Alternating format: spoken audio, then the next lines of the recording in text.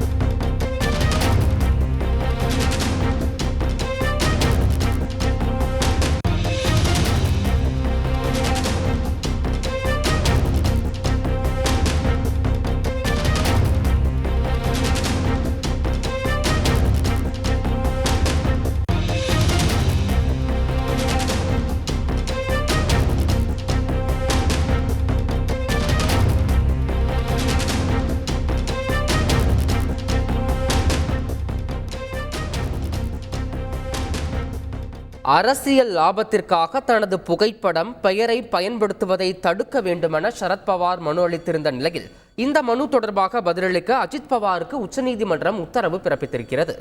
மேலும் இது தொடர்பான கூடுதல் விவரங்களோடு இணைகிறார் எமது செய்தியாளர் வெங்கடேசன். தற்போது உச்சநீதிமன்றத்தின் இந்த உத்தரவிற்கு அஜித் பவார் தரப்பிலிருந்து என்ன சொல்லப்படுகிறது? முழு விவரம். மகாராஷ்டிரத்தில் சிவசேனை காங்கிரசுடன் கூட்டணி வைத்து ஆட்சியை பிடித்த தேசியவாத காங்கிரஸ் கட்சி கடந்த 2022 ஜூலை மாதம் சரத்பவார் பிரிவு, அஜித் பவார் பிரிவு என இரண்டாக ஒரு பிளவு ஏற்பட்டு 53 எம்எல்ஏக்களை கொண்ட தேசியவாத காங்கிரஸ் கட்சியில் 41 எம்எல்ஏக்கள் அஜித் பவாருக்கும் 12 பேர் சரத் பவாருக்கும் ஆதரவு தெரிவித்தனர். சிவசேனை கட்சி உடைந்த கட்சியின் மூத்த தலைவர் ஏக்நாத் ஷிண்டே தலைமையிலான அணி இணைந்து ஆட்சியை கைப்பற்றியது.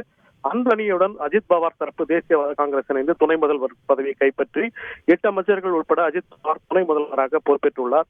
இதனிடையேதான் தாங்கள் தான் உண்மையான தேசியவாத காங்கிரஸ் என அஜித் பவார் தேர்தல் ஆணையத்தில் முறையிட்டார்.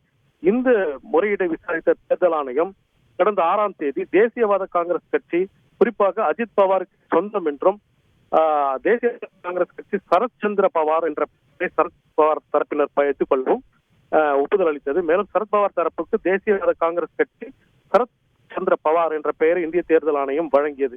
இந்நிலையில் தான் இந்த தேர்தல் ஆணைய உத்தரவுக்கு எதிராக அஜித் பவார் தாக்கல் செய்த அந்த மனுவை விசாரித்த உச்சநீதிமன்றம் தற்போது அரசியல் லாபத்துக்காக தனது புகைப்படம் பெயரை பயன்படுத்துவதை தடுக்க சரத்பவார் தாக்கல் செய்த மனு தொடர்பாக அஜித் பவார் பதிலளிக்க உச்சநீதிமன்றம் தற்போது உத்தரவிட்டுள்ளது. விவரங்களுக்கு நன்றி வெங்கடேசன்.